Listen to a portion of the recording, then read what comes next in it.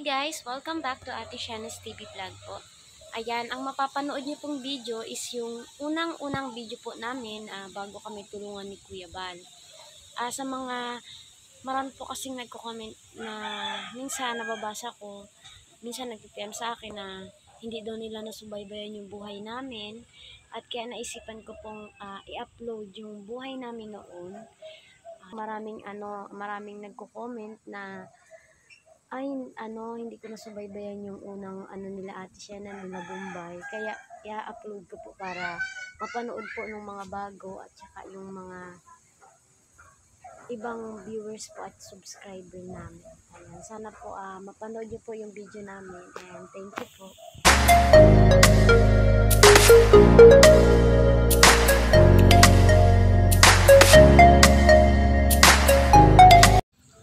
Ayan, ito nga yung unang araw na pumunta sa amin si Kuya Bal. Ito yung araw na natuklasan niya yung buhay namin. Ayan, kasama niya dyan si Bombay. Tapos, sinatid siya ni Bombay sa bahay. Ayan, kung napapansin niyo po, yung bubong namin is trapal lang. Tapos, yung gamit namin is nakatarabi-tabi.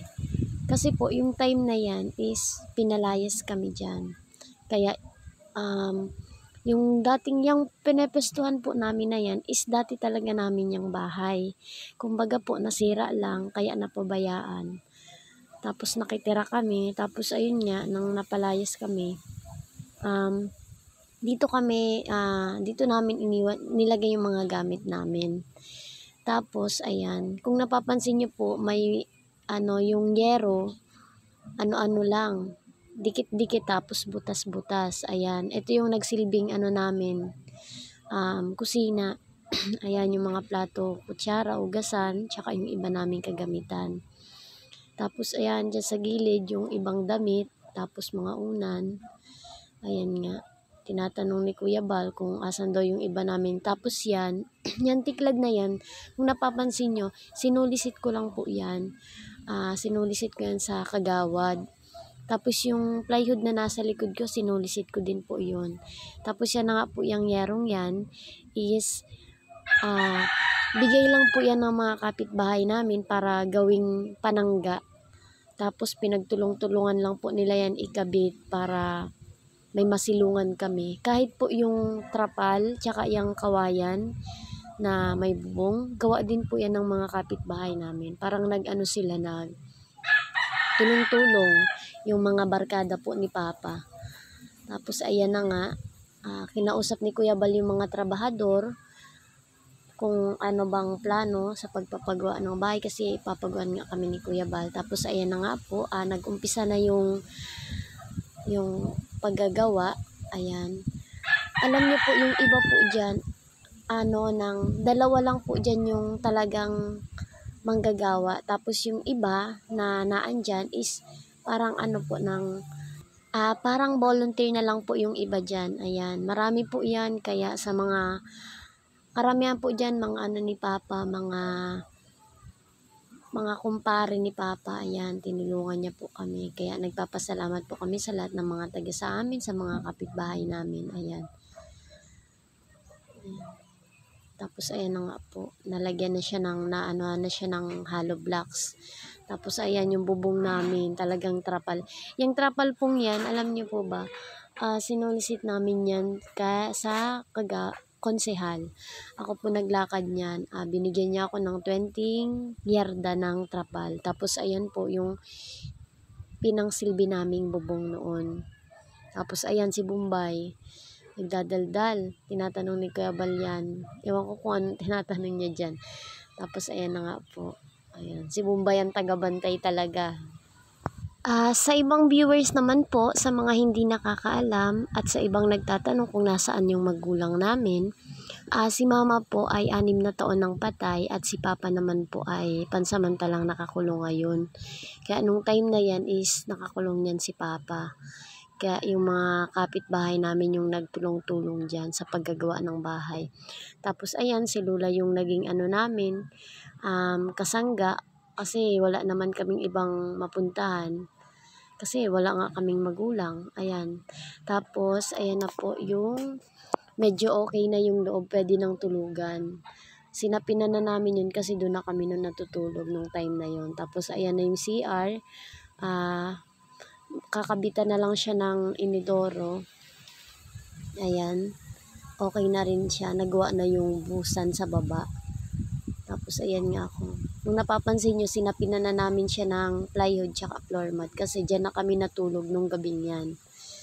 Tapos sinaharangan na lang namin. Tapos meron na din siya ng chinek ni Kuya Bal, meron na din siyang yung daluyan ng kuryente. Ayan. Tapos yung kalahati is meron na rin kisame. Nalagyan na rin po siya ng kisame. Pero yung kalahati wala pa naman. Ayan. Nakakamiss nga po nung ginagawa pa lang to eh. Ayan na po yung sa labas.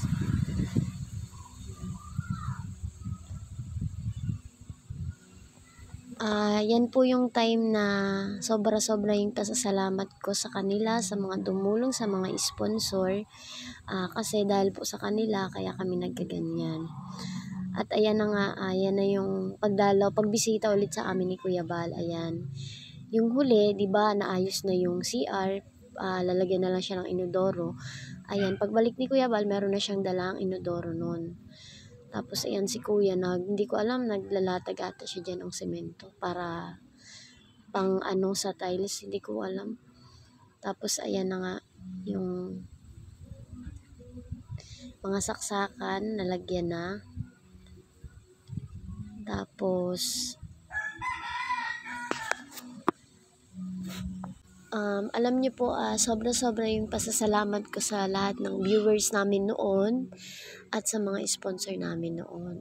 Thank you po dahil po sa inyo, natulungan kami at andito kami ngayon kung saan kami nakatayo. Kaya malaking pasasalamat ko po talaga sa inyo. Ayan. Lalo na sa mga taong tumulong din sa amin. Ayan, si Bombay biglang dumating. Ayan. Makikipagchismisan na naman siya niyan kay Kuya Bal. Ayan. Alam niyo po, si Bombay is mamasid yan. Ayan, tingnan niyo kung ano yung nakikita niya, ikikwento niya. Tingnan niyo. Naga po siyang pansin dyan. Oh. Kinakwento niya kung ano yung mga napapansin niya. Alam niyo po, excited po yan si Bombay nung ginagawa yung bahay niyan. Excited siyang matapos yan. Ayan. Mahilig siyang makipagkwentuhan kay Kuya Bal. Madaldal po kasi yan si Bombay. Yung tipong ikaw, wala ka nang masasabi siya. Sige lang, dada lang siya ng dada. Ayan, tapos inutusan ayan naman po si Madeline, inutusan, ayan, o di ba?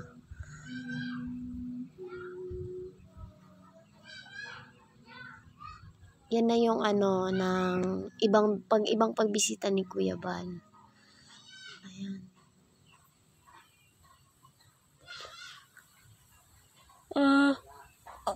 Si Bombay talaga laging nakabantay eh. Kahit po yung mga nagagawa, lagi niyang kinakausap, lagi niyang tinatanong, Kuya, para saan to? Para saan po yan? Yun po bagang mausisa siya, ayan. Si Kuya naman, ayan si Tatay, kasama yan ni Kuya Bal, siya yung nagkabit nung sa saksakan, yung kanina po na nakita nyo na okay na, siya po may gawa nun.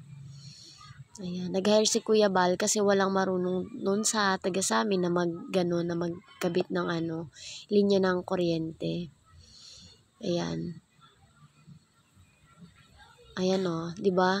Si Bombay, pati yung lolo, chinichismisan niya. May pagkamarites po kasi yan si Bombay. Pagkadaldal. Ayan po. Ayan nga si Kuya Bal o. Tapos yan, yung tuwang-tuwa si Bombay kasi ewan ko ba kung bakit siya dyan natutuwa. Pati ako natatawa sa tawa niya.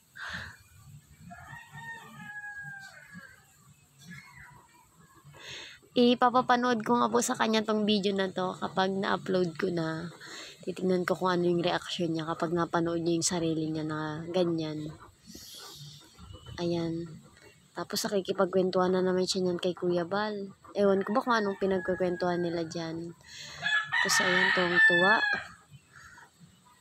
Tapos meron niya na pinakita na 50 pesos. Talagang ginanon niya. Ginanon talaga niya eh. Ayan o. Tawa ko ng tawa nang pinanood ko ulit yung video kasi nanonood ako ng video. Tawa ko ng tawa, pinapanood ko ulit yung nakaraan na video. Sabi ko, Hamag na Bomba yan, comedy talaga. Ayan, hanggang dito na muna po. Maraming salamat po sa lahat ng nanood. Thank you.